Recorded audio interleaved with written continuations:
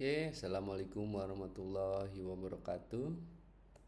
Berjumpa lagi dengan saya pada mata kuliah Kinematika Dinamika minggu setelah ujian tengah semester.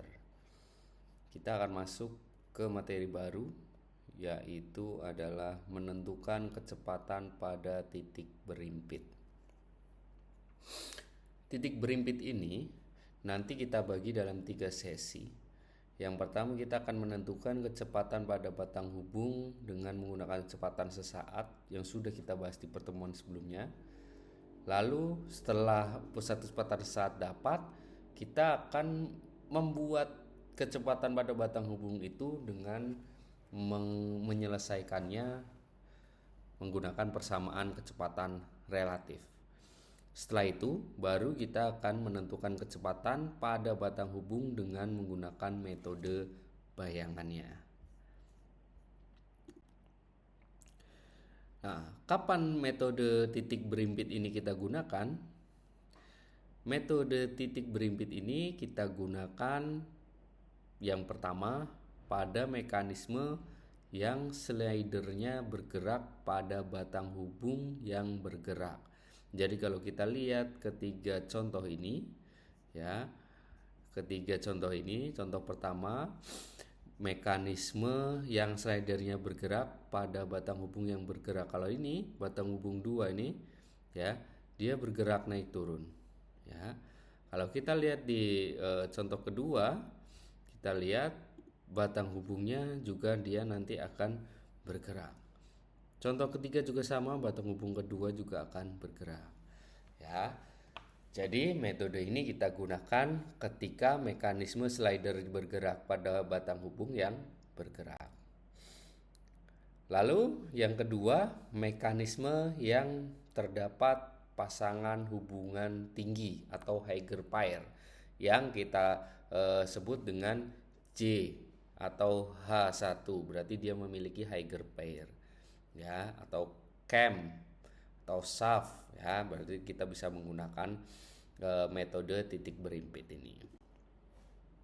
Nah, bagian-bagian titik berimpit supaya lebih jelas kita pecah nanti.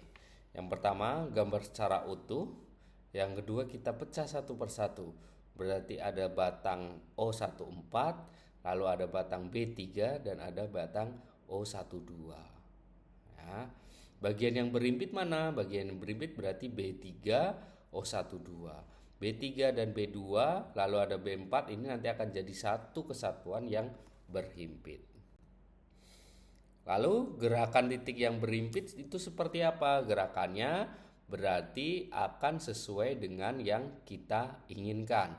Dalam hal ini contohnya ada sebuah B ini nanti kalau kita pecah nanti ada B2, B3 dan B4, di mana kecepatan B2 dan B3 itu pasti sama karena satu kesatuan yang tidak dapat dipisahkan. Makanya kecepatannya itu pasti sama dari gerakan yang berimpit secara naik turun, translasi. Kita contohkan. Pada batang mekanisme hubung di samping, bodi 2 berputar searah jarum jam dengan kecepatan sudut sebesar 10 radian per second.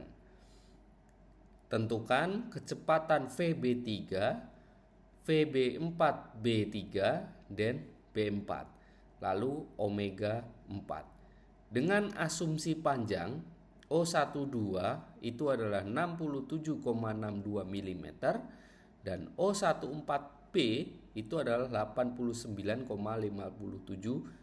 mm.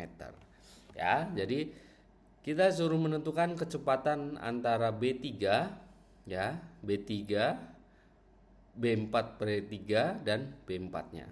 Lalu omeganya berarti gerakannya. Dengan panjang yang sudah kita kalkulasikan adalah 12B 67,62 mili dan O14B adalah 89,57 mili.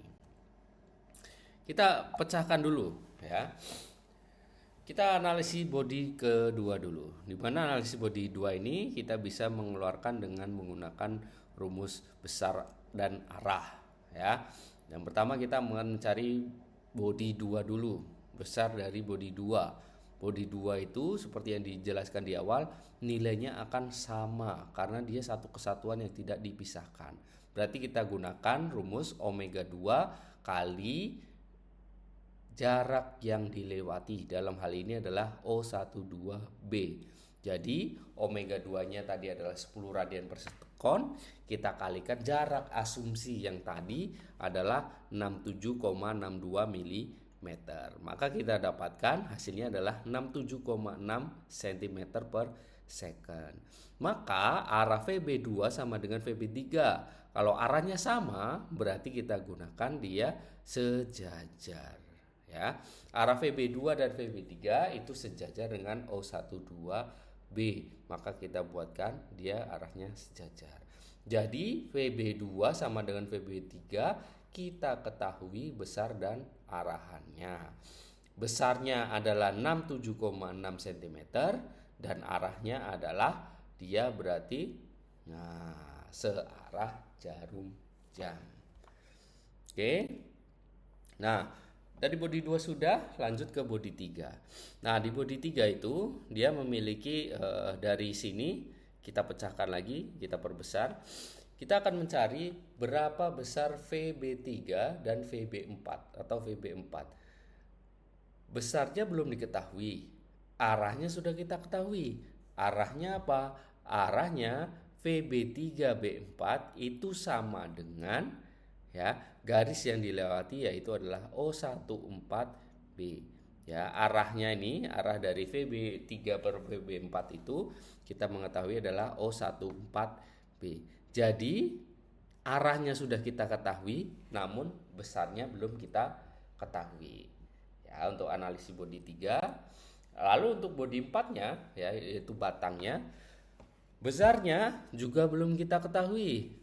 Karena apa? Omega 4-nya belum kita ketahui. Namun O14B4-nya sudah diketahui. Maka arahnya sudah jelas kalau sudah diketahui dari omega dan garisnya, arahnya adalah sejajar dengan O14B. Jadi VB4 belum kita ketahui besarnya, namun arahnya sudah teridentifikasi. Arahnya berarti dia searah jarum jam juga, ya. Nah, lalu kita menggunakan persamaan kecepatan relatifnya. Tadi kan ada B3 per B4 yang sudah diketahui, berarti kita pecahkan dengan menggunakan VB3 per B4. Ini kalau kita lihat tadi, A sudah diketahui, namun B-nya belum. VB3 A-nya sudah diketahui, B-nya sudah diketahui. VB4 A-nya sudah diketahui, B-nya belum diketahui. Nah, maka kita bisa menurunkan dengan persamaan kecepatan relatif. Jadi B4 B3-nya itu kita turunkan ya supaya AB-nya itu terpenuhi. Arahnya ada, B-nya besarnya juga ada. Supaya kita bisa tahu nanti arahnya seperti apa. Ya. Jadi kita buatkan poligon kecepatannya dengan menggunakan sebuah garis bantu lurus untuk memplot kecepatan dari arah yang kita buatkan. Jadi kita buatkan garis-garis, lalu kita tarik, kita panjangkan tariknya sebesar 67,60 dengan sudutnya yang sudah kita ketahui tadi. Maka poligon kecepatannya akan membuat sebuah plotting arah, di mana plotting arah ini akan membuat sebuah besaran dan arah yang ditentukan itu bisa semakin terbaca. Ya, poligon kecepatannya tadi juga sama. Jadi arah ini merupakan gambar satu kesatuan yang bisa kita susun dengan menggunakan pena ya, kalau pena atau menggunakan GeoGebra. Ya. Nah, maka poligon kecepatannya adalah gambar yang segitiga ini didapat dari VB3, VB3 per B4 dan VB4. Ketiganya itu kita gabungkan jadi satu, maka menghasilkan sebuah poligon kecepatan. Ya, dengan nilai yang sudah diketahui. Tadi kan besarnya belum diketahui dengan menggunakan poligon kecepatan kita bisa mengetahui nilai yang belum terrealisasikan. Ya, nah, dari kecepatan-kecepatan ini, maka besar yang tadinya masih tanda tanya atau masih belum bisa diketahui, maka kita bisa cari dengan menggunakan poligon kecepatan ini. Besar VB3 per B4 jadi adalah 61,68 cm per second. Dapat dari mana? Dari kita hitung panjangnya. Kalau perhitungan manual kita menggunakan penggaris dan dibantu dengan sebuah kertas yang ada garis-garis XY-nya. Tapi nanti kita pertemuan berikutnya akan saya jabarkan dengan menggunakan sebuah GeoGebra. Biar lebih jelas lagi penggunaan GeoGebra dalam penerapan kinematika dan dinamika. Maka karena kita sudah dapat semua ini, kalau di GeoGebra kita juga bisa langsung mengetahui omega yang tadi belum ada, kita bisa cari supaya mengetahui berapa radian yang kita cari, yaitu dalam hal ini adalah omega 4. Baik, nanti pertemuan berikutnya akan saya kasih contoh dalam bentuk GeoGebra supaya rekan-rekan bisa lebih memahami lagi.